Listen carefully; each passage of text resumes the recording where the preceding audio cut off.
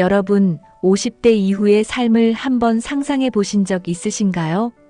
건강하고 열심히 일하고 있으니 노후도 잘 준비될 거라고 생각하시나요? 그런데 과연 그럴까요? 부모님의 병간호로 인해 예상치 못하게 일을 그만두게 되고 자녀의 학비와 결혼 자금으로 허덕이는 상황을 맞이하게 될지도 모릅니다.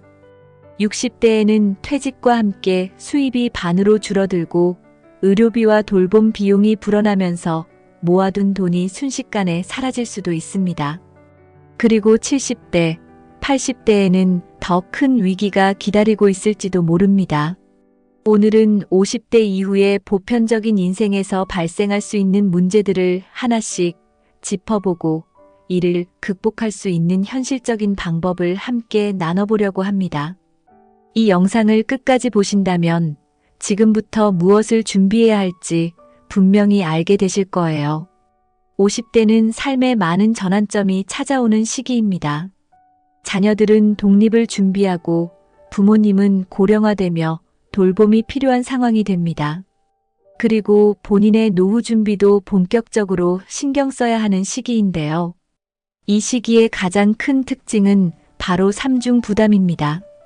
부모, 자녀, 그리고 나 자신까지 세 방향에서 오는 압박을 동시에 감당해야 하는 겁니다. 50대에 접어들면 부모님이 건강 문제를 겪으실 가능성이 커집니다. 특히 치매나 중증 질환이 발생하면 간병이 필요한데요. 현실적으로 공적 돌봄 서비스만으로는 부족한 경우가 많습니다. 이로 인해 돌봄을 위해 직장을 그만두는 돌봄 퇴직이 증가하고 있습니다. 이때 가장 큰 문제는 수입의 단절입니다. 자녀의 학비나 결혼 자금 등으로 여전히 지출이 많지만 부부 중 한 사람의 수입으로는 이를 감당하기 어려워지죠. 게다가 돌봄 기간이 짧지 않다는 점도 문제입니다. 평균 돌봄 기간은 약 5년 정도지만 상황에 따라 10년 이상 지속되기도 합니다. 부모님을 돌보는 동시에 자녀의 교육비와 결혼 자금을 마련해야 하는 경우도 많습니다. 그렇다고 본인의 노후 자금 준비를 소홀히 할 수도 없습니다. 이 시기에 자녀를 위해 과도한 지출을 하다 보면 본인의 노후를 위태롭게 할 수 있습니다. 부모님의 돌봄 문제는 가족 간의 협력 체계를 구축해야 합니다. 형제자매 간의 역할 분담이 중요하고 공적 지원 제도를 최대한 활용해야 합니다. 또한 돌봄 상황을 대비해 긴급 자금을 따로 마련해 두는 것이 필요합니다. 자녀와는 솔직하게 대화해 현실적인 지원 가능성과 한계를 명확히 하는 것이 중요합니다. 60대는 퇴직과 함께 인생의 또 다른 전환점을 맞이하게 되는 시기입니다.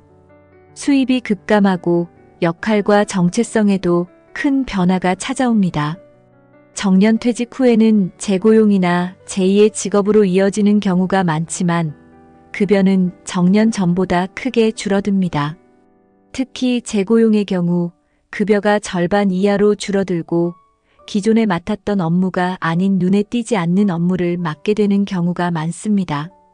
또한 인간관계에도 변화가 생깁니다.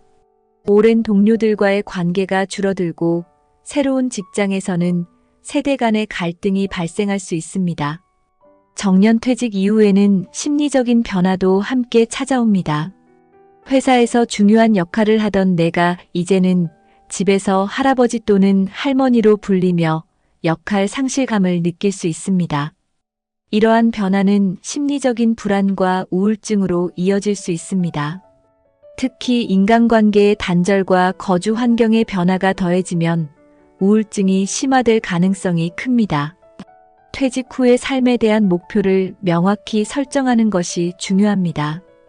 경제적인 목표뿐만 아니라 개인적인 성취감을 느낄 수 있는 활동을 시작해 보세요. 독서, 운동, 봉사활동, 동호회 참여 등 새로운 관계와 취미를 만들어가는 것도 도움이 됩니다. 부부 관계에서도 서로의 기대와 우려를 솔직히 나누고 함께 새로운 방향성을 설정하는 대화가 필요합니다. 70대는 본격적인 노후 생활이 시작되는 시기입니다.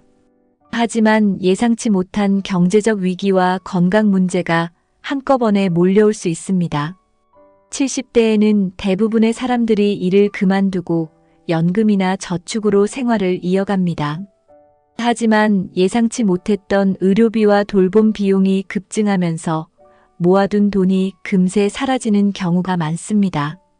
70세에 1억 원을 가지고 시작했더라도 병원비나 돌봄 비용으로 인해 10년을 버티지 못하는 상황이 발생할 수 있습니다. 나이가 들수록 인간관계는 점점 축소됩니다.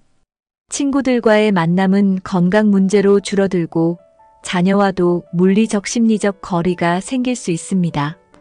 이로 인해 고립감과 외로움이 심화될 가능성이 큽니다. 의료비에 대비해 실손 의료보험과 간병보험을 미리 준비하는 것이 중요합니다. 연금 외에도 임대 수익이나 소규모 투자 등 추가적인 수입원을 마련해 두는 것도 도움이 됩니다. 사회적 고립을 예방하기 위해 가까운 이웃이나 커뮤니티 활동에 참여해 보세요.